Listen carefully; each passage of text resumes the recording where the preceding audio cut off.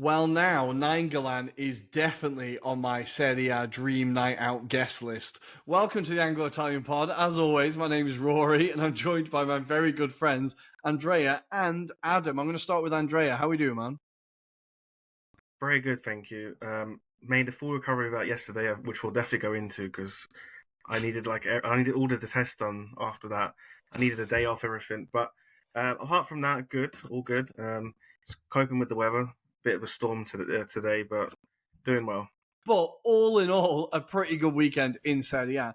Obviously, the main story off the pitch has been the Raja Nainggolan story breaking today. Andrea, why is it always the ones you least expect? I couldn't believe you got involved in this, Raja. I can't believe either. But you never believe these type of things, but it happens. It's incredible. It's incredible. I think it was like the least surprising story I've seen this year, maybe in terms of Calcio. I really enjoyed that one. But this week we do have lots to talk about, and we're going to start. We've got lots to talk about. Starting with Juve, of course, finally lost a game as they visited the Stadio Diego Armando Maradona. As Napoli ran out 2-1 victors there. We'll be going all through that. It was an incredible game. I really enjoyed that one. Possibly the game of the weekend, we'll be talking about Milan 3, Parma 2. I had my obituary written. I had all of my thoughts lined up, and then Milan decided to wake up for the final 5-6 minutes. We'll be going through that one. We will talk a little bit Udinese Roma. We'll have a chance to talk about Fiorentina Lazio as well, because that was an absolute banger of a game.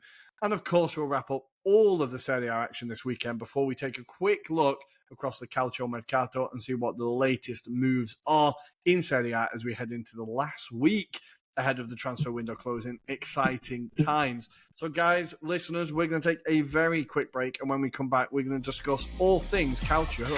We'll see you there. And we're back. Welcome back. It's time to discuss the latest weekend of Serie A action. And there's only one place to start. Down in the beautiful south, Napoli 2, Juve 1. Napoli coming from 1-0 down again, coming from behind to win a game. Very much a game of two halves, Andrea, I think, as the old cliche goes. In the first half, I feel like Juve weren't particularly terrible, but the second half, there was definitely a drop-off in level as Napoli woke up. Let's talk about the first half, though.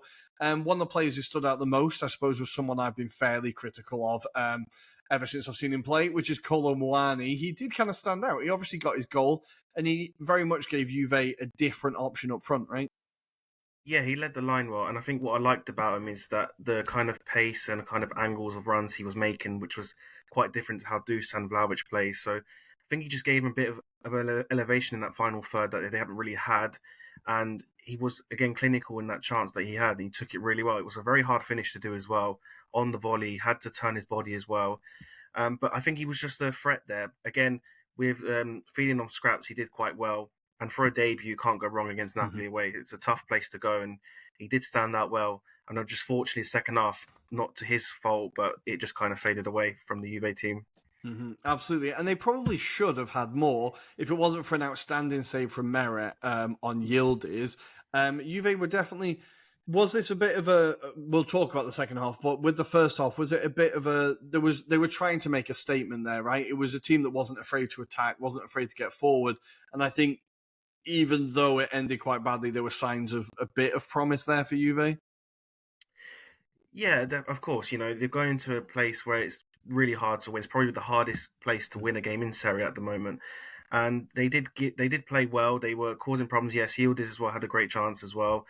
They were having different attacks, different moments in the game. It was just again having a sustained period which they didn't have. They couldn't really control the midfield as much. Just felt like certain players in midfield, like Locatelli, were losing the ball quite often, and kind of similar patterns were kind of showing before that second half even started, and then it just capitulated. And then, unfortunately, that type of word is just what Juve end up doing eventually. But certainly, they can show positive signs. It's just they need to sustain it, and that's always the big question at the moment because you can't really rely on these moments because sometimes you can win, get the most out and win, but sometimes obviously you can lose and the game just goes away from you. And I think Juve have been at fault for that for a lot now. And again, that statistic that was mentioned going around the rounds, losing 17 points from leading positions is absolutely unbelievable, incredibly bad. Like for a Juventus team, who would have thought this all these years ago that they would have this kind of record? So, yeah, it just shows the abysmal kind of situation that Juventus find themselves in.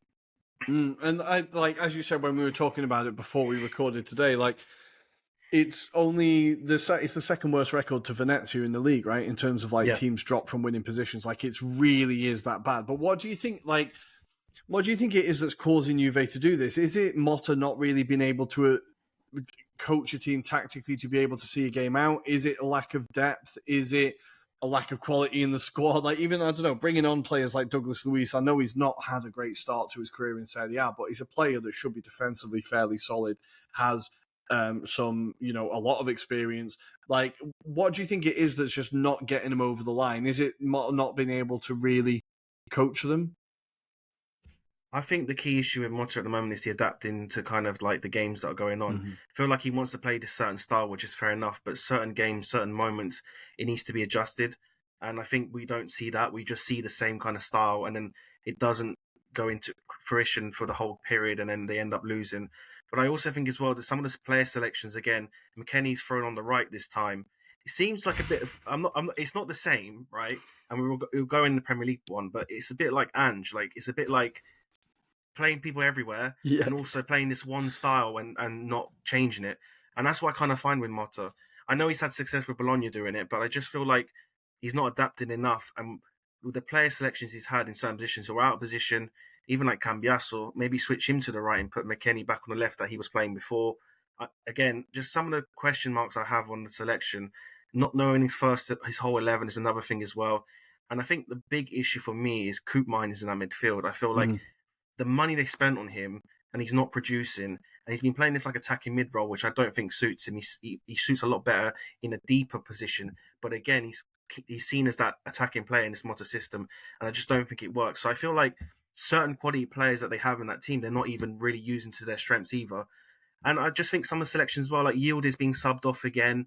I don't understand like some of the question marks I have to say on the players kind of like coming in and out of the squad. But also, I think, and I don't know what your thoughts on it, but I think the whole Dusan Vlahovic is another thing that I think they might need to sort out before the end of the window, because I feel like that's kind of looming over the attack as well. And I don't know certain other players, but we've got like 4 or 5 days of the transfer window, and that's another thing. Like, well, who do they get in to save this season? Because it could go the other way right now. Yeah, no, absolutely. I think the Dusan Vlahovic is a big talking point. Obviously, like when you've got someone who's on that, like even if you just take it as like the size of the name, right? Of like the guy was supposed to be this marquee signing who the team was built around, and I imagine his wages probably match it. And all of a sudden he's going to be a big character in the changing room. He's going to be like a big character within the squad. All of a sudden he's out, he's moping around, he's angry, he's pissed off. Like, is that affecting the squad? I think this is a problem that they've been postponing probably all throughout last season as well. It was fairly clear they weren't happy with Dusan. And now the worst case scenario is they've got halfway through a season where it needs to be fixed. Not only is January quite a hard time to buy players, but it's quite a hard time to sell players when you need to sell players. Like, no clubs are... Unless you're lucky to find someone who wants a bargain, and maybe Mikel Arteta is on the phone to him. But on that, like, it's a really hard time to sell players. So I think Juve should have really got this done over the summer and should have bitten the bullet maybe a little bit quicker, because, yeah, it's just going to fester more as the season goes on. And Kolo Muani coming in is quite clearly a slap in the face to Dusan of like, look, we do not trust you. You're not going to be the main guy going forward. Now, Kolo Muani's I still think he did give something very different. He did hold the ball up well. But there's something about him that I just don't. I think his touch is super loose quite a lot. I think like there was a few touches where it just bounced off him, and I don't know if he's necessarily a big rising level from Dusan. I just think he's a different profile of player. Maybe that will bring out something else within this team, but I don't see it as a long-term fix. It's just a kind of short-term fix for now. But in those terms, Dusan needs to be moved on. Yeah, not going to be an easy one. Not going to be an easy one. I think the Koopmeiners one is something we've talked about a lot, and I think it's something that is key to this team being fixed. But also, I think Locatelli is a weird one, because obviously we'll get to the Napoli goals, but the penalty decision to me, now he had a really bad start to the season, Locatelli, and even last season Juve fans were pretty happy to see him go. But it seemed like he kind of turned it around. It looked like he was getting back in form. He was finding his groove again. But when you do a tackle like that in the box, that's just like sheer panic, right? I think it was just really fucking stupid and just allowed Napoli into the, like, it got Napoli a firm foothold in the game. It was a horrendous decision to go to ground like that in the penalty area. You always risk it, but it's the way he did it. It was like from behind, and it was quite similar to the Milan one he did it not so long ago either. So it's like, and again, what's frustrating as well is for a Juventus fan is that he's meant to be like a leader of this team. You know, he's been there for a while now. One of probably the key players in that team, and he's doing that. So even those who are meant to set the example aren't setting the example. So I think that doesn't help either in terms of the whole kind of morale of the squad. But again, it's just there was no need either. You know, McTominay was in, yes, but it could have been prevented. There was players there to block him off, but it's just heat of the moment things. And again, it just seems like Juventus have this like panic station moments where in games they'll go through a good period and all of a sudden they just throw it away within 10 minutes and it's like the game's gone. And it was like that. It felt like that. The next 10, 15 minutes, the game was gone. They conceded in the penalty and Lukaku takes it away. And then that was it. Then Juventus didn't really do much after that and Napoli kind of cruised to the win. So that's a big worry. And I think Motta needs to kind of fix that. Otherwise, yeah, these type of results are going to keep happening. Yeah, I was expecting a big corral at the end of like Juve piling on the pressure and really putting it. Just did not happen at all. No.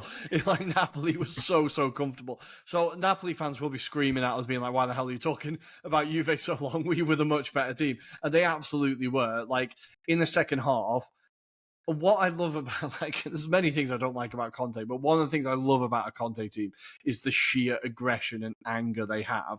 And when they came out in that second half, the press was just unbelievable. That man-to-man, non-stop pressure. Every time a Juve player was on the ball I don't think they were on the ball for longer than 2 seconds before a Napoli player was on them. It was just so impressive to see that rise in tempo and rise in performance. And like, clearly Conte must have lost his shit in the changing room at half time. But like, it was really impressive, that Napoli second half performance, right? Absolutely. And that's the first thing I thought of after that first half because they were that poor. I was like, Conte's going to say something surely. But the way they came out, I really don't know what Conte said. It must have been the biggest halftime speech he's ever given in his life because the way they came out firing, yeah, like you said, the aggression. But I just like the fact that they all worked together and they were all individually contributing to the final third. We saw Greece again with another goal. What a season he's having. It's unbelievable.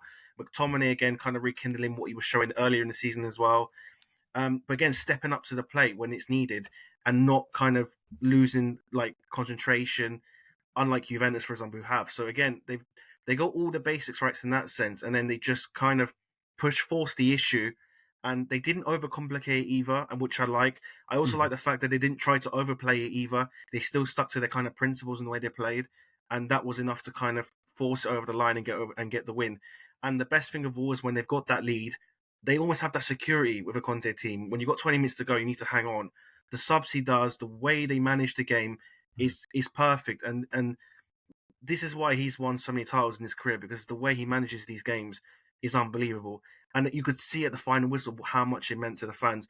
But I think to Napoli itself, how much that win matters in that league title race. Because again, a drop 3 points there could have been a bit of a big blow considering Inter eventually won. So again, every game matters in this kind of race because it looks like it's going to go down to the wire. So, yeah, fair play to Napoli. But yes, they did really well. But I think obviously we've talked about him a lot. But Anguissa for me, he's got to have the special shout out. He's just, we're going to say every week, I think, but he's just unbelievable. I think because I was thinking this week when I saw Kvaratskhelia unveiled at PSG, and I remember when I was in Naples, and I was like, I saw the murals on the wall of Kvaratskhelia and Osimhen and stuff, and I was like, if they win the title this year, if they win the Scudetto this year, who's going to be like the poster boy of the team? And I think he should be Anguissa. I don't think it's going to be Lukaku, but I think it should be Anguissa. It should be like the person, or maybe McTominay will take him from it because he's a massive cult hero as well. But I think Anguissa should be the face of this so far. Like we've always said, he's a great player. He's very underrated. He's really underrated. He's very good. And now he's taking it another level, and he's just causing teams all sorts of problems. The scoring run he's on is ridiculous, and like he's just so key to everything going forward and shoring up at the back for this team. I just think the fact they've tied him down to a new contract is massive. Like we were talking about it a couple of weeks ago, like how is this guy in the last year of his contract or the last 6 months? They have to get this done. The fact they've got it done is really, really important because I think he's coming into his prime years now, and we're just seeing absolute levels from the guy. It's unbelievable. And like we said before, the balance in what is now that first choice midfield of McTominay, Lobotka, and Grisa is really, really pushing on. McTominay really impressed me with a lot of the like first time line breaking passes he was playing. Like it's not something you really, when he was at United, it was all like, oh, he runs a lot, he's blood and thunder, but it seems like he's being given a little bit more license here to play football and show his ability. Because I don't know if you noticed it, but quite a lot of his passing in this game was like really key to Napoli getting forward. Yeah, definitely. And I think that's the best way to describe it. Like, it was breaking the lines. It's those kind of killer passes that you almost say in football and creating chances from that. But again, it's just something that Conte's given him this expression that he, like you said, he's never had at Man United, and is in him. Like, he has this kind of creativity in him. And I think also he has a point to prove at the end of the day as well. Like, he kind of got thrown out pretty much at Man United in the end. And, people look at it as a downgrade that he moved to Napoli, but in actual fact, I think it was a positive move at the time. But now it's shown that how much of a great move it really was, and the potential of what he could do at this club in terms of leading to Scudetto charges and even maybe eventually in Europe, potentially if they could build. So I think he's joined an exciting project. He's seen that, and I feel like that's going to be a key player in terms of Napoli's position. And again, he could kind of become that kind of like Hamsik kind of player that they've missed all these years. It's a big ask to be like Hamsik, though. But no, he could be. Never know. No, I love that shout. Absolutely. Hamsik, but it was that central figure in that attacking mid kind of role, contributing, pulling those passes through, scoring goals, all action kind of midfielder. And I feel like he's doing that. And hopefully, he's got a long career there, and he can kind of continue that. I think he really could be that kind of main guy. For now, though, I agree with you. I guess he should be the guy in that moral, but.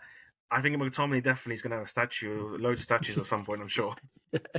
No, they absolutely adore him, and you can't blame him, really. But we need to talk about, as Juve continue to drop points from behind, Napoli continue to gain points from behind, something like that. And this, again, just kind of shows the level of spirit and maybe fear that Conte instills in his teams. That this Napoli, like we were talking, again, we've talked about there was that run where they just kept getting 1-0s, and then last week it was the 3-2, and then now it's the 2-1. They're just getting over the line. They're just doing enough. He just knows how to find just the right amount from this team, and they're showing the spirit that can really go on. And I think, I think at this point, they're joint favourites, aren't they, with Inter? But they're showing the spirit that can really go on and claim the Scudetto, right?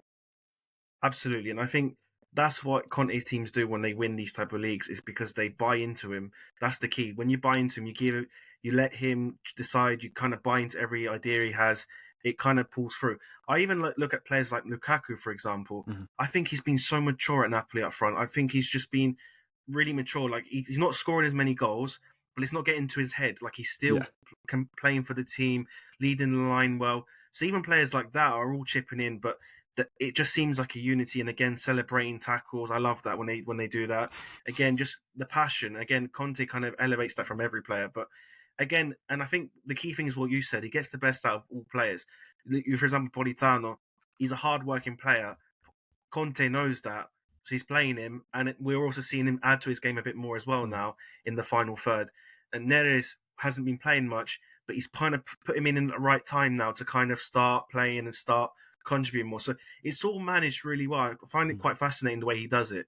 And again, like with the subs, like they're winning, brings on Manzocchi, pushes Spinazzola a bit more further forward, and brings on, another defensive player on. So the systematic approach of Conte is incredible. He's reading every detail, and I think that's what that separates obviously from the average manager to the top manager, and that's why when he joined Napoli, it wasn't because Napoli didn't had a good squad, whatever. It's because it's him that Napoli have a chance of this title, and he's showing it again.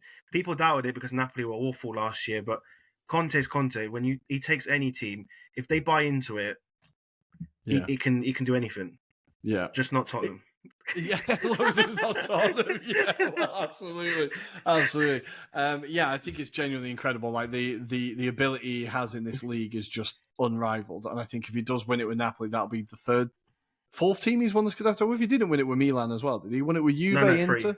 Still Three, the yeah, third, Juve, yeah. Inter, and then it will be But Napoli. he's won the league with Chelsea, so yeah. Of course, yeah. But the ability he has over league campaigns is insane. But the last kind of line on this, I suppose, Juve have lost a game. We do need to kind of address that. We talked a couple of weeks ago about how the agenda will be set depending on when they win a game or when they lose a game or if they continue to win. Does this change drastically how Juve's season is looked at? I think it's had a big dent in the appearance of it. I think it has a big dent because it now shows the draws mean something, like mean bad. Like they don't mean they weren't good. This whole invincible run thingy wasn't a good thing because of all the draws. However, the only kind of thing the caveat to it is that the fact that it is Napoli away and they kind of are expected to lose really. I know Juventus need to win every game, they're a big team, but you can kind of accept that a Napoli away defeat isn't the end of the world. However, again, it's just for me, it's the motion, and it's not even just this Napoli game. We've seen it time and time again. The Bologna game, they're 2-0 down. They almost threw that away because of poor in that first half. You can go back to the Venezia game as well at home. The Fiorentina game as well. They were winning 10 minutes to go. They were on top, and then all of a sudden they switch off, and then they concede. So they've had these moments where they've thrown results away, and I feel like once you lose one, you can see quite a few happening. We could easily sit here in 5 weeks' time and see them lose 2 out of 5 or something in the next 5 games. So again, that's what might be kind of like. At the same time, it might help them realize they know they've lost the game now. It's kind of that kind of.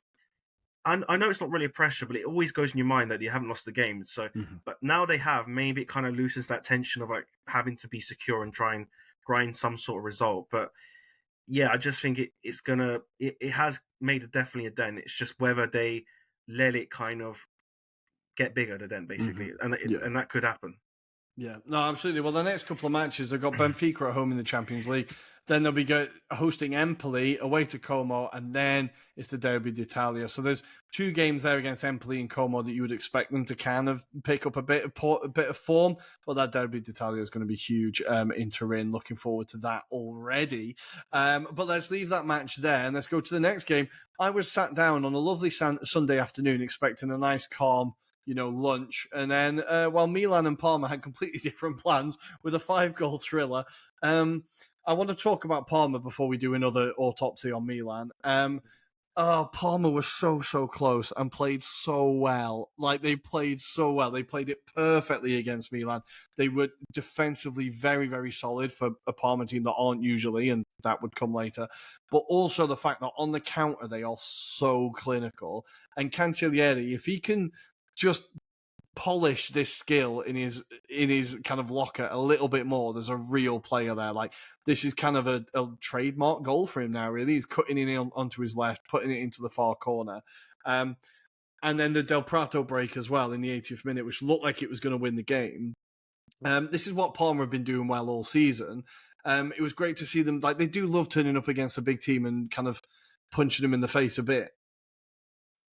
Yeah, and it was good to see for once because I think in recent games they've been kind of blown away. But against the big teams, they've kind of shown character. They're not fearing any team they play, which is great. But again, it's another one of those situations where we've got a manager who's full throttle and like doesn't really care about he doesn't want to defend. He wants to keep going, And again, maybe if he managed the game a bit more, then maybe they could have got away with something.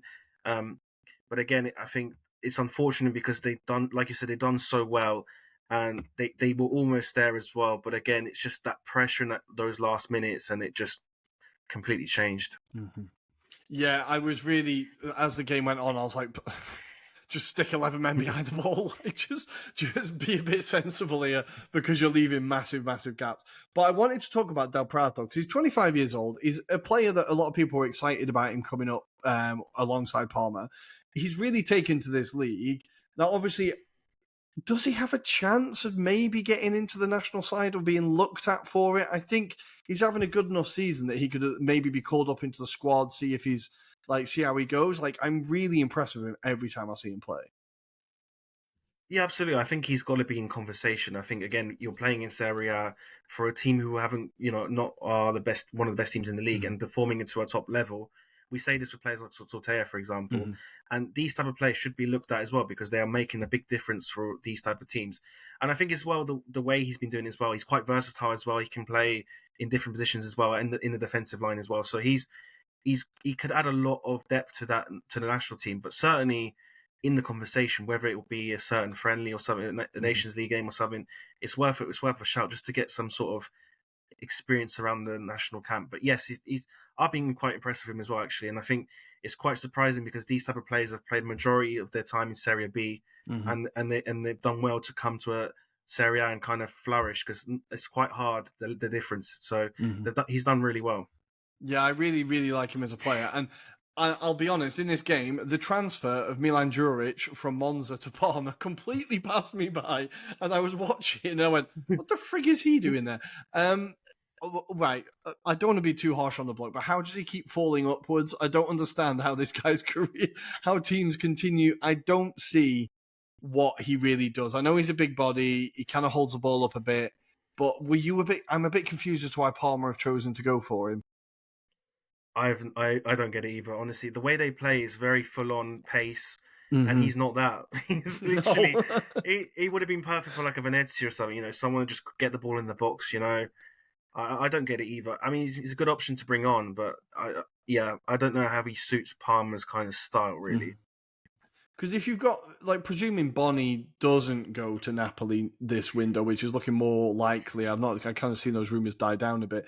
Like, Bonnie's going to be the starter when he's back. I think he's just out of a virus. I don't think it's like a long term thing. So I'm not sure where Juric comes into it. I just found it very baffling, and somehow he's still in Serie A. I'm not sure how. But Parma did ultimately end up losing the game despite their brave efforts. Suzuki, my stocks in you are so low at the moment. He's really not having a very good season at all. He absolutely gifts Milan the first penalty. Just sheer stupidity. Sheer stupidity to give away that penalty. Pushes Pavlovic in the back. Not really any need for it. And then the third goal, I think if he'd have saved that, it would have been a world-class save, but it looks clumsy how it ended up going in. So a little bit of fortune for Milan. Well, a lot of fortune. Do you think they were lucky overall? Very lucky, yeah. Of course, any other team I think would have hanged on there. I just think Mm-hmm. I think that the end of the day with Palmer is one of those teams where, like, even at that score line with 5 minutes to go, they could still mess it up. We've seen it before, so I think obviously the biggest talking point though got to be the whole Tio Hernandez Leao being subbed off for half time. We've got to definitely talk about that because Mm-hmm. I'm still in shock that happened. At the same time, I'm not, but I'm also am. It's just a big statement in your first It's few games as huge. Milan manager. It's huge. Yeah. Well, the rumour in Milan this weekend is, and a few of my students were at the concert. Lazio, Italian rapper, had two concerts in Milan this weekend on the Friday and Saturday night. And the rumour was that Leao and Teo were at the concert, and Conceição wasn't particularly happy with it. That paired with their first half performances, which were genuinely atrocious, I think obviously that was the straw that broke the camel's back. I think that first half, I just couldn't believe. There was a moment where, like, the Parma defenders were passing it between themselves, just kind of retaining possession, and Leao was just kind of half-assed, trotting to one, and then trotting towards the other, and just like, when you just look busy, the boss is looking kind of thing. It was just the definition of it, and I thought, between him and when you've got one of those players in a team, it's a problem. When you've got two of those players in a team, it's a huge problem. When they play on the same side of the pitch, it's a Even more. monumental problem. And I think Conceição clearly had enough at half time. Like, ultimately, he's in the right? He is in the position of power of, like, you sit and watch that. Like, I hope he's got him in front of a screen today and been like, right, defend that performance to me and why I shouldn't have taken you off. Like, he has made the right decision ultimately. Yeah, absolutely. And again, they can't afford to have any passengers at this time of the season when they've struggled and they're behind in this top four race. And it's good reports now that Serie A might be getting the fifth Champions League spot as well. So again, even more kind of like intuition to actually go and actually do something in this season and make up for it. So again, they can't afford that. And I think the manager, as also that he's new, he can have these kind of statement of intent kind of situations, and it did pay off in the end because they changed the way that they changed a bit. All right, they didn't go unbelievably different in that second half, but they played a lot better. And again, it might kind of help Tio and Leao maybe think twice before they do things. But certainly for the manager's sake, I think it was the right decision because it wasn't like even the basic of performance. It was atrocious both of them. And he's like you said, it's that left hand side. It could have got worse if they stayed on. Perhaps if they were playing like that and then continued, it could have got worse.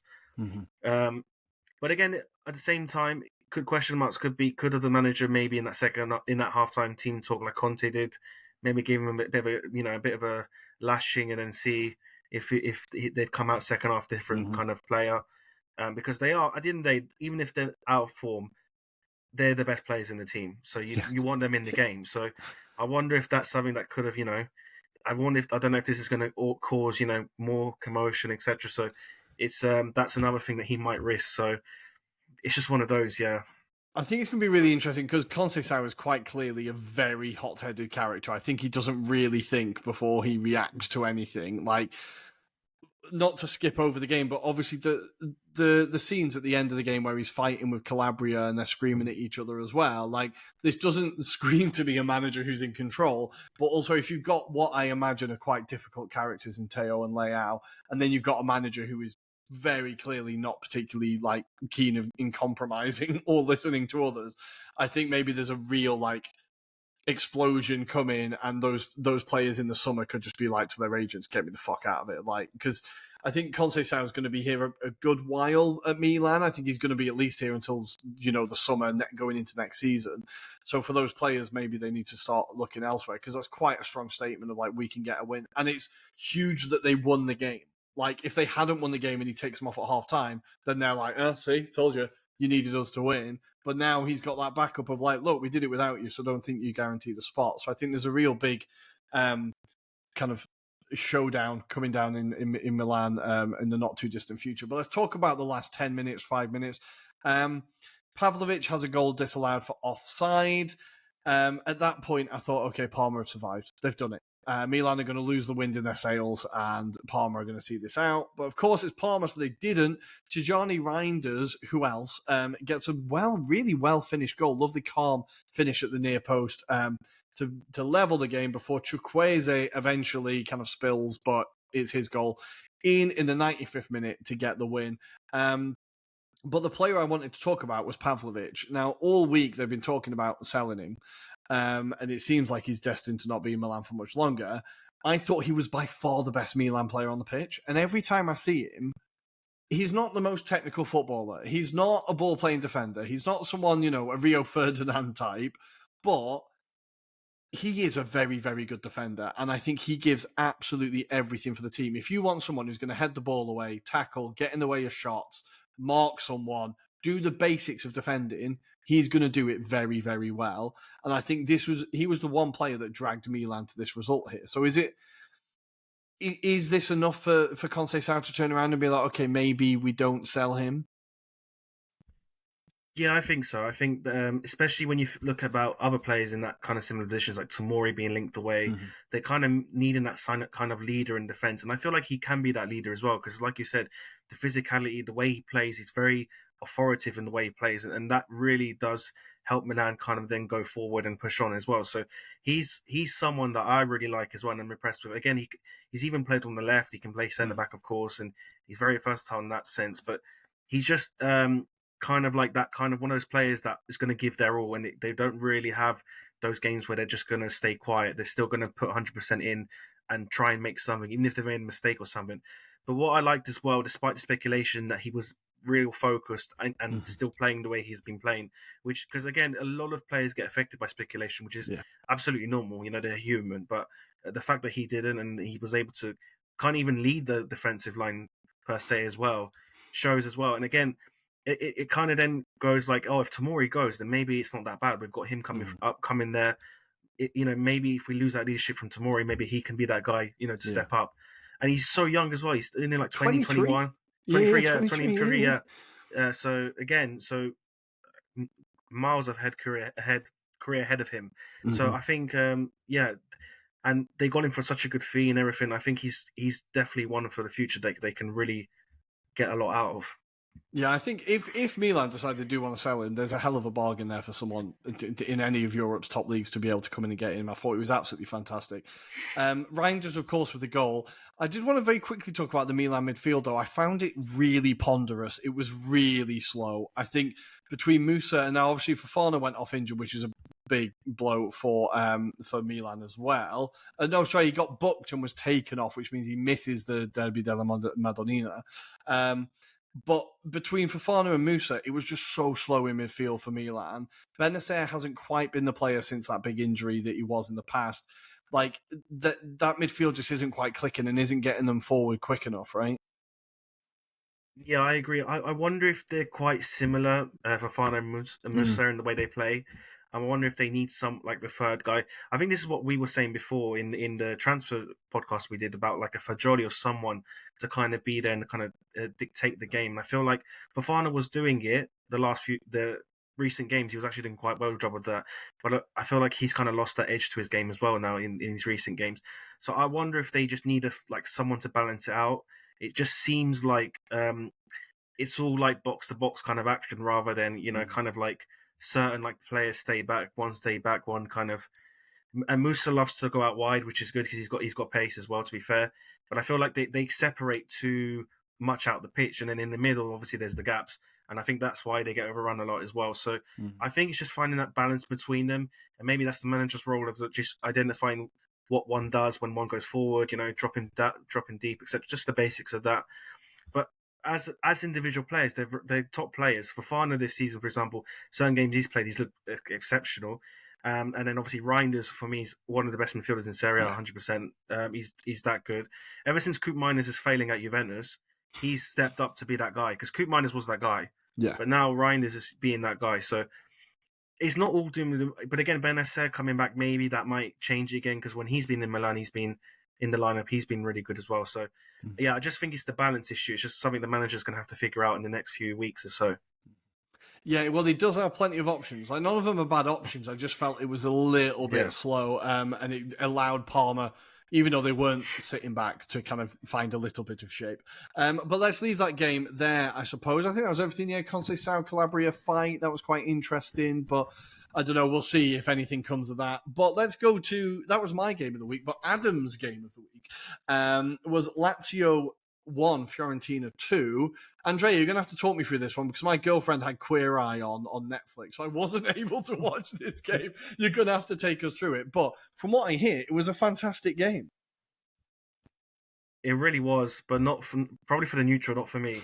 But like, yes, the first half was Lazio were quite sloppy, and Fiorentina for once actually took advantage and actually were clinical in the final third. Saw Adli again chipping in with another great finish, and really hard. He had to control it in the air, kind of finish. It was really impressive. They managed to get that onto goal, and then pretty much straight after again taking advantage for another mistake. Dodo on the right hand side using his pace again, chipping the ball back, and Beltran chipping in with a goal, great header. But again, poor marking. He was on his own at the back post for a free header, and 2-0 up. And it could have been 3, like not so long after. Grimmerson with an attempted bicycle kick almost went in for a third, which would have been unreal. To be like 3-0 down at home to Fiorentina. But yeah, Lazio were poor in that first half, and they had to change it in the second half. I just wonder if they didn't find. I wonder if they were thinking that they were going to win this game quite comfortably. I wonder because Fiorentina had been that poor. I wonder if their mentality was like they weren't up for it as much. But Fiorentina, for some reason, was so up for it, and you could see it from everyone. And it just, you knew it was going to start to boil over in the second half, and the second half is the big bit where it just all boiled over. Well, I think Lazio have a knack of this. In their past 1, 2, 3, 4, 5, 6, 7 games, there's been a red card in 5 of those games. 1, 2, 3, 4, 5, 6. So in their last 7 games, there's been a red card in 6 of those games. Not always for Lazio, but Lazio they had a player sent off against Roma, a player sent off against Como. Verona had someone sent off against them. Sociedad had someone sent off against them. And now Fiorentina had someone sent off against them. And the beginning of this run, Lecce had someone sent off against them. Are Lazio just winding people up? Are they bringing the worst out of teams? What's happening here? That is a trend. Yeah, but they've just got very emotional players, which I like. I like these type of Hmm. players. They've got quite a few of them. You've got Guendouzi there, Yeah. and Castellanos as well. Just doesn't stop. He doesn't shut up. He's really annoying. He loves to run his mouth, and I think that was a key area that Fiorentina won because they played Prongranic, who hasn't had many games, Hmm. but he was up for it and he was all over Castanos, and he did not like it at all. There was even a bit where he literally pokes him quite aggressively in the face. Yeah.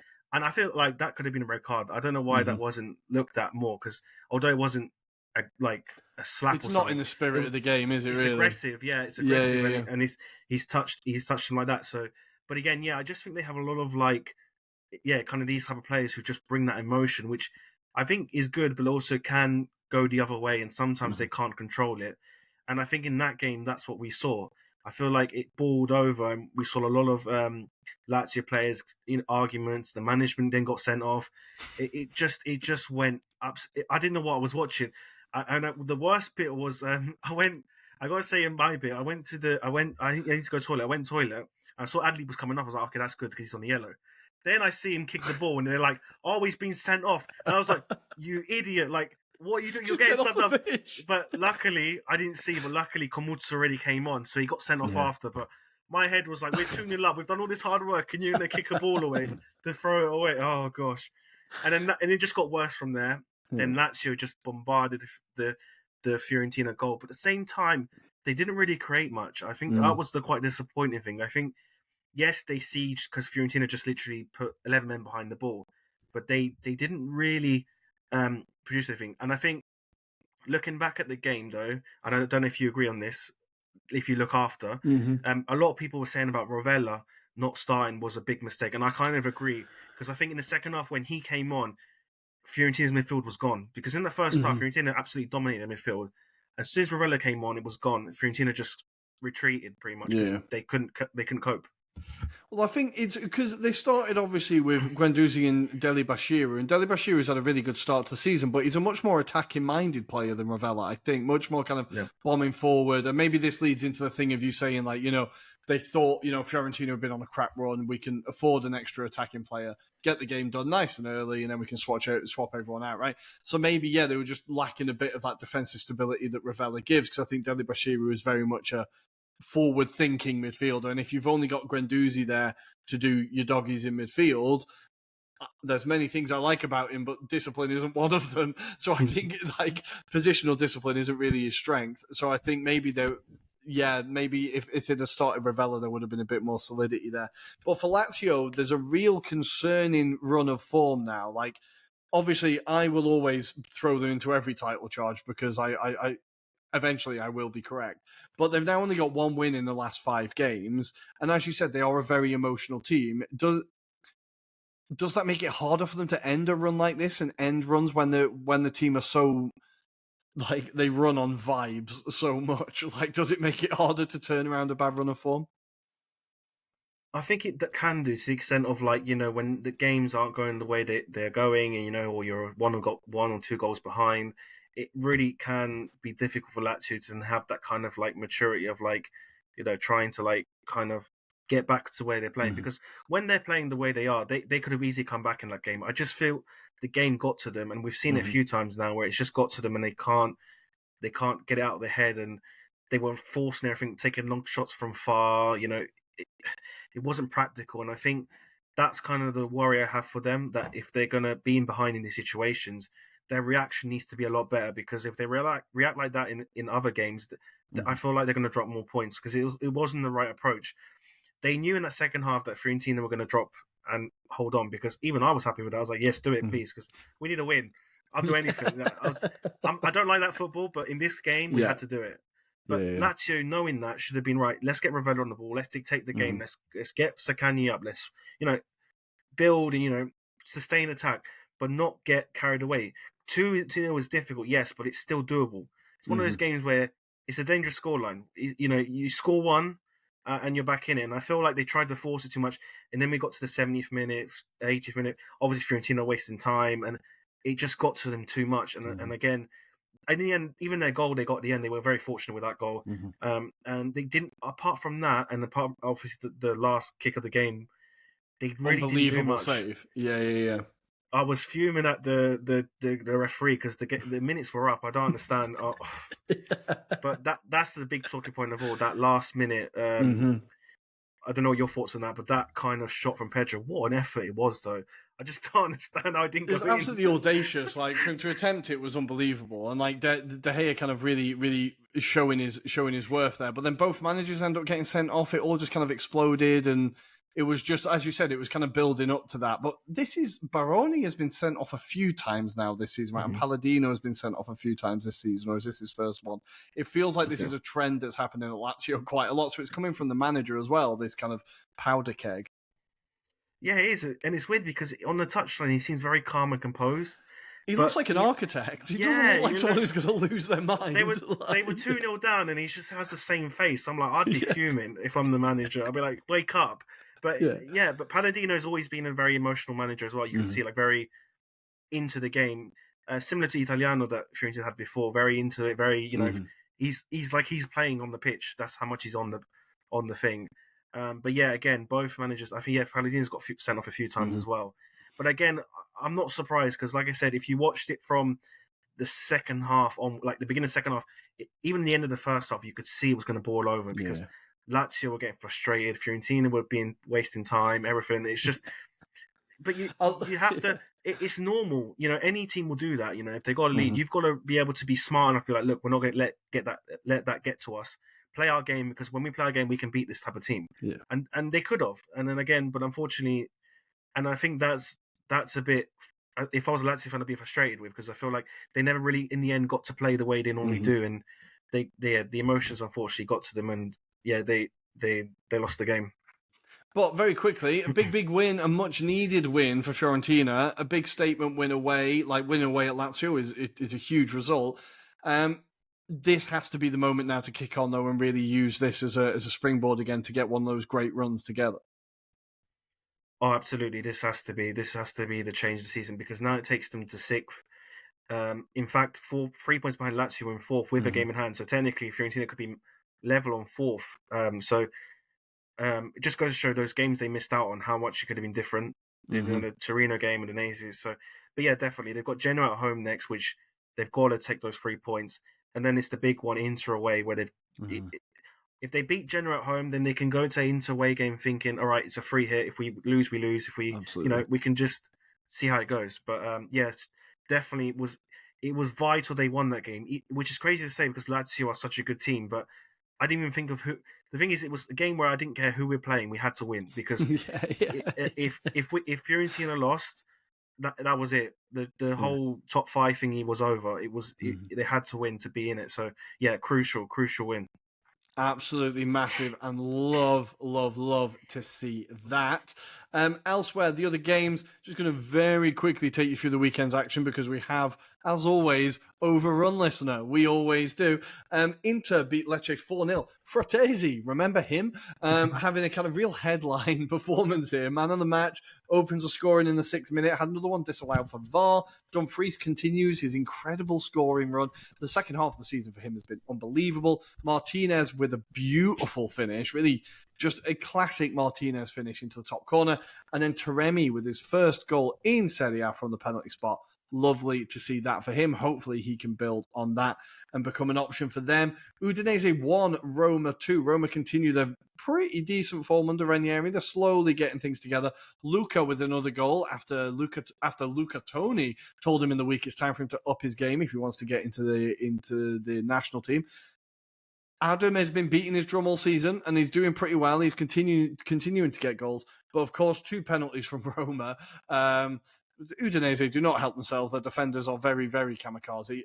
Pellegrini and Dovbyk with another penalty give Roma the win there. Huge result for them. Genoa are currently 2-0 up against Monza. De Vinter and Vasquez in my Fantasy Calcio team has scored. Absolutely delighted with that. And the other results, Andrea, any of the other results you want to highlight?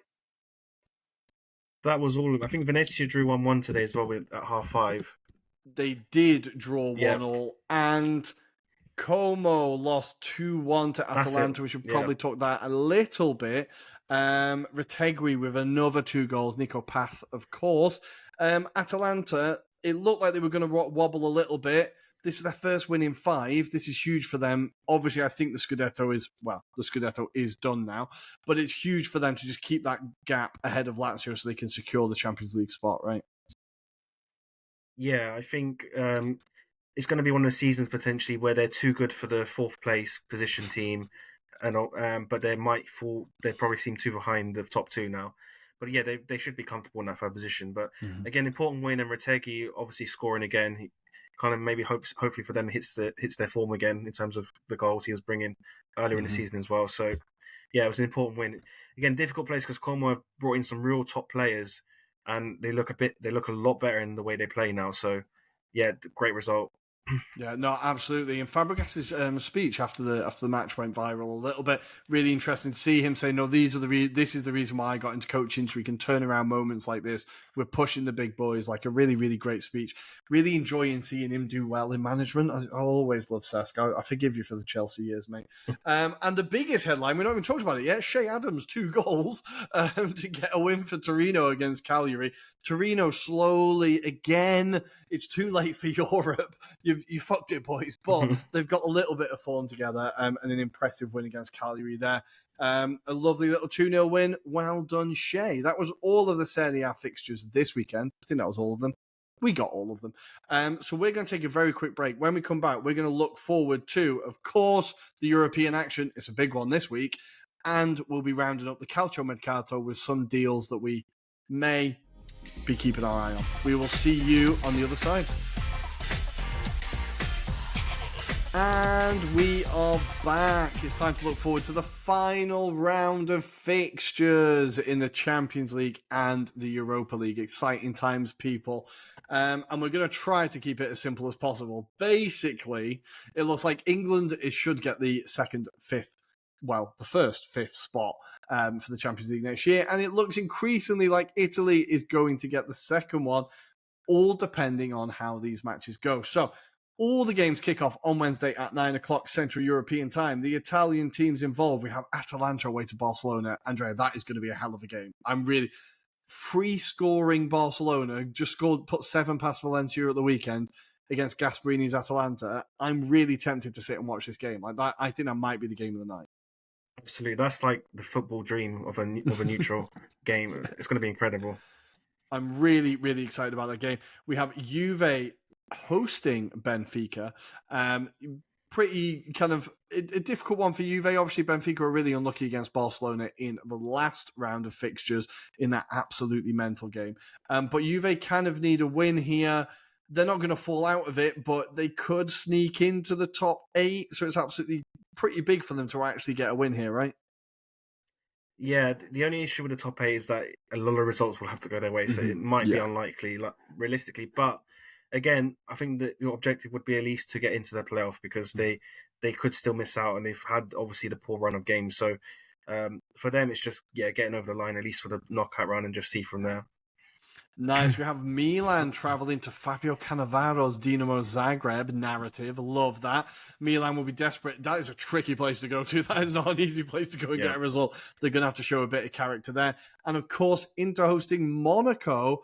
I'm kind of intrigued as to how this last round of fixtures is going to go. I think, obviously, I'm looking forward to the TNT Sports Goals show that I can definitely not watch while I'm in Italy, so I don't know why I'm talking about it. But I'm really excited about it. It's going to be absolutely chaotic to watch, right? Yeah, it is, especially because a lot of teams, as we see, are on 13 points, and they're literally 3 or 2 points away from the top 8. And again, it could be done on goal difference. There's a lot of different situations. It's going to be a bit chaotic. I think for a team like Inter, they know a draw will be enough. So they might go into that game just thinking that, just play it tight and just get over the line, maybe get the 1 goal and try and hang on. So for those type of situations, it's good. But you've got teams like Milan who are on 15 points. They might need to win their game in order to secure that top 8, because if they draw, they could easily get overtaken. So yeah, it's too many situations, but I've got to say though, I've enjoyed it. To be fair, I feel like this new format's gone really well. A lot of doubts, even I had my doubts, but I have to admit, I don't know what you think. I really have been enjoying it, and I think this final game week's going to be crazy. Yes, I'm looking forward to it. I think that's what's going to make it all worth it, is this final game. I think the first couple of weeks it all felt a bit pointless and you didn't really know what was happening. But now, this day, when managers are desperately screaming, like, we need a fifth goal or whatever to get the goal difference over or whatever, like, I think this is where it really comes into its own, and it's just going to be like the live table. Whoever has to do that on the telly, I feel very sorry for you. You're going to have a busy night. But yeah, it's going to be, I think this is the moment it all builds up to. Everyone's like, oh yeah, you know what? UEFA might have actually done something pretty good here. So those are your Champions League fixtures. Can I just say, like, I'm very relieved that Arsenal aren't right in the mix of it, that we've kind of managed to keep ourselves a little bit out of it. And in the Europa League, of course, we also have that this week. The Italian teams, we have, let me go down. We have Roma hosting Eintracht Frankfurt and Lazio currently topping the table. They've been incredible in Europe this year. They are going to be taking on Braga away. So a nice, easy evening for Lazio, really. They can just rest a few players, kick back. But for Roma, there's a little bit more on the line. They need to make sure they can get the job done here, right? Absolutely, I do fear for them because they could drop out if they do lose. Even a draw, they could still drop out. So I think for safety of them, they've got to win this game. So big pressure on them. But perhaps with their good performances, they might go into there with confidence. So we'll have to see. But yeah, they definitely will need to win this game. It's a real stroke of luck they're playing at home, because Frankfurt are a tough side anyway, and if you're playing them away, then all of a sudden it becomes a very, very difficult task. But, you know, the Olimpico, under the lights, the atmosphere should be banging. I trust them to get the job done. Andrea, let's very quickly, before we finally let the listener go home, talk about some Calcio Mercato business. The big story really is Vega coming in on loan at Juve to bolster their defence. A player that my students asked me in class the other day, oh, you watch English football. What do you think of Vega? I went, I've barely seen him. I have no idea what he's like. But in theory, a ball-playing defender that can come in and do well for Juve, right? Yeah, absolutely. And I think, again, it's obviously the cheaper option in going for like a David Hanko, who would be really impressive for them. But again, yeah, I think it's someone they need. They've lacked that kind of ball-playing defender. Gatti's not that type of player, so they've got to kind of improve that defence, and looks good.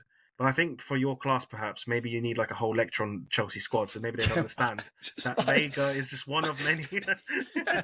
I was like, honestly, you'd have to point him out to me. I wouldn't have a clue who he is. Like, it's not... Yeah, if you're from Chelsea, you're rolling a dice, like whoever you're getting, I don't know. But yeah, bless them. They were really hoping I'd give them a better answer than that.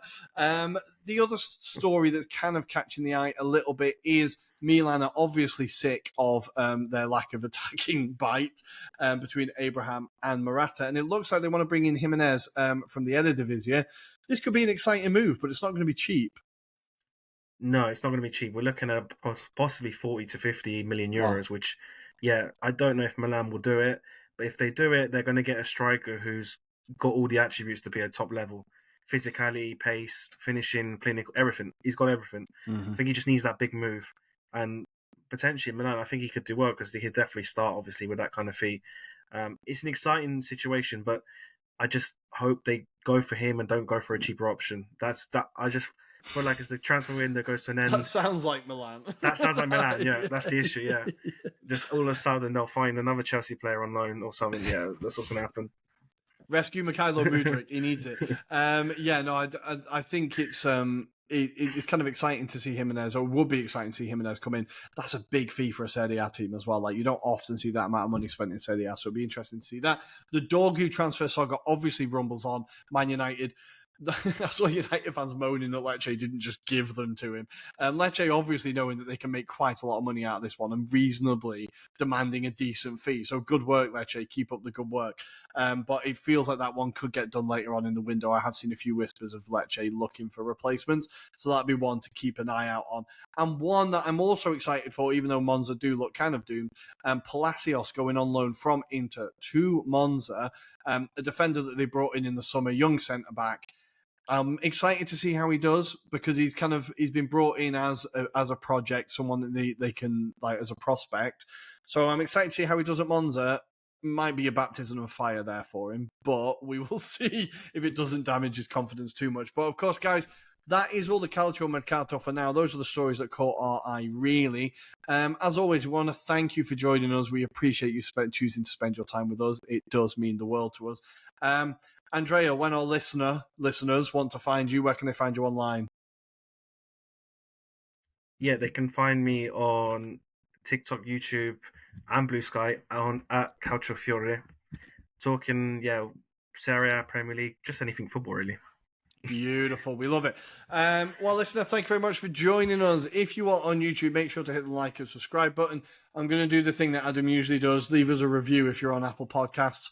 Please, we'll love you forever. On social media, on all the platforms except Twitter, we are at Anglo-Italian Pod. On Twitter, we are at Italian Anglo Pod. Keep an eye on our TikTok. Andrea and Adam are doing fantastic things over there. I'm a lazy bastard. And go onto your feed and listen to the Premier League pod. It's more Arsenal moaning. What more could you want? We'll see you on the other side. Ciao, a dopo.